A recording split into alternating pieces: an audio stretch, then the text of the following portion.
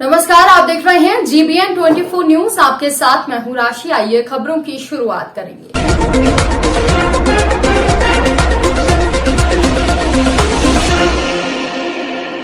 कस्बा असेरा में पानी की टंकी बनाने के लिए बोरिंग की जा रही थी। बोरिंग होने के बाद कल शाम को आसपास की जमीन बैठने से एक बड़ा हादसा होने से टल गया। कार्य कर रहे कर्मचारियों ने बताया कि हम लोग कुछ दूरी पर खड़े थे। अचानक जगह बैठने से आसपास के लोगों में अफरा तफरी मच गई। लोगों ने भागकर देखा तो वहां गहरा कुआं दिखाई दिया। कर्मचारियों ने बताया कि लाखों रुपए का कीमती सामान बोरिंग में दब गया है। मिट्टी धंसने से कर्मचारियों में दहशत का माहौल है। करीब 24 घंटे बीतने के बाद अधिकारी कर्मचारियों ने इस बात का संज्ञान लिया। मौके पर पहुंचकर जांच की। काम कर रहे कर्मचारियों ने बताया कि मिट्टी के टीले धंसने से बड़ा हादसा होने से टल गया। उन्होंने बताया कि पानी टंकी कस्बा के सदर बाजार में बन रही है। बोरिंग का काम चल रहा है। करीब 700 फुट बोरिंग होने के बाद अचानक दोपहर मिट्टी का टीला बैठ जाने से बड़ा हादसा हो गया। भाजपा के रोड शो में शामिल होने जा रहे तिरवा विधायक कैलाश राजपूत के भतीजे को पीछे से टक्कर मारी। बाल बाल अमन राजपूत बचे। कस्बा नादी मऊ के सुभाष इंटर कॉलेज के पास तिरवा की तरफ खुली जीप जा रही थी। इसमें अमन राजपूत पुत्र बलवीर सिंह निवासी आवास विकास कॉलोनी छिबरा मऊ अपने साथी यश मिश्रा पुत्र अमरीश मिश्रा निवासी सौरीक अपने 2 अन्य साथियों के साथ तिरवा जा रहे थे। और जैसे ही कस्बा नादी मऊ निकले, सुभाष इंटर कॉलेज नादी मऊ में पहले से पीछे से आ रही तेज रफ्तार स्कॉर्पियो ने गाड़ी को टक्कर मार दी। इसके चलते जीप पलटी खाते हुए 20 फुट गहरे गड्ढे में जा गिरी। हालांकि गनीमत ये रही कि टक्कर की आवाज सुनकर जैसे ही कस्बे के लोग पहुंचे, उक्त लोगों को गाड़ी हटाकर बाहर निकाला गया। घटना में किसी को भी गंभीर चोटें नहीं आई हैं। अमरोहा जनपद में विधानसभा 2022 के चुनाव को लेकर 14 फरवरी को मतदान हुआ था। इसको शांतिपूर्ण और निष्पक्ष ढंग से संपन्न कराने के लिए अमरोहा जनपद की एसपी पूनम ने वीडियो जारी कर अमरोहा जिले की लोकल फोर्स, प्रशासनिक अधिकारी और बाहर से आए भारी फोर्स के साथ साथ आमजन और मीडिया कर्मियों का धन्यवाद दिया। एसपी अमरोहा ने कहा कि अमरोहा जिले में सभी के सहयोग से सकुशल चुनाव संपन्न हुआ है, जिसके लिए सभी बधाई के पात्र हैं और अमरोहा जिले का मतदान प्रतिशत भी बढ़ा है। इसके लिए भी हम जनता का आभार व्यक्त करते हैं। जनपद में चुनाव शांतिपूर्ण कराने के लिए पूरा जो फोर्स, जनपद का फोर्स और बाहर का भी तमाम फोर्स जिसने बेहद निष्ठा से ड्यूटी की है, सब बधाई के पात्र हैं। और सभी जो हमारे रेवेन्यू के भी कर्मचारी जिन्होंने इतना निष्ठा से ड्यूटी की है और सब में आपस में बेहतर तालमेल रहा, उन सबको भी हम धन्यवाद देते हैं और सब बधाई के पात्र हैं। और इसके साथ साथ विभिन्न जो हमारे जो मीडिया के बंधुगण हैं और अन्य जनमानस का सहयोग इसमें प्राप्त हुआ है, उन सबको हम पुलिस प्रशासन की तरफ से धन्यवाद करते हैं। Thank you.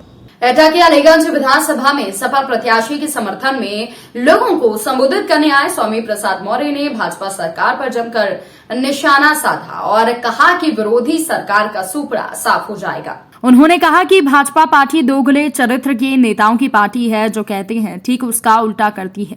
Bharatiya Janata party नारा देती है सबका साथ सबका विकास, लेकिन जिसने भी साथ दिया उसका विनाश कर दिया, विश्वासघात किया। भाजपा सरकार ने नौजवानों को नौकरी देने का वादा किया, लेकिन नौकरी तो नहीं मिली बल्कि पुलिस की लाठियां नौजवानों को खाना पड़ी।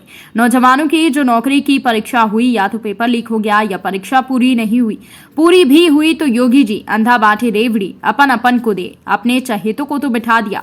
भाजपा का किसानों ने साथ दिया, लेकिन 3 किसान विरोधी बिल लाकर भाजपा ने किसानों को बर्बाद किया। किसानों की जमीन अदानी और अंबानी के हाथों में देने का काम किया। लोकतंत्र में पहली बार देखा कि 1 साल तक किसानों को धरने पर बैठना पड़ा और सैकड़ों किसान शहीद हो गए। किसानों को जब आतंकवादी राष्ट्रद्रोही तक कहा, अरे अब चुनाव नजदीक आ गया, उन्हें लगा कि किसान बहिष्कार ना कर दें, इसलिए बिल को वापस ले लिया। योगी जी जो छोटा जानवर है वो किसानों की फसल बर्बाद कर रहे हैं, लाखों लाख फसल चट कर रहे हैं। योगी जी की गौमाता और गौमाता से पैदा होने वाले उनके भैया, योगी जी अपने गौमाता की सेवा के लिए गौशाला नहीं बना सकते हो, गौमाता और अपने भाइयों के लिए चारा पैदा नहीं कर सकते हो। इसी को माता के साथ तुम्हारा भी सुपड़ा होना साफ है, क्योंकि ये दलित विरोधी भी है, पिछड़ा विरोधी भी है।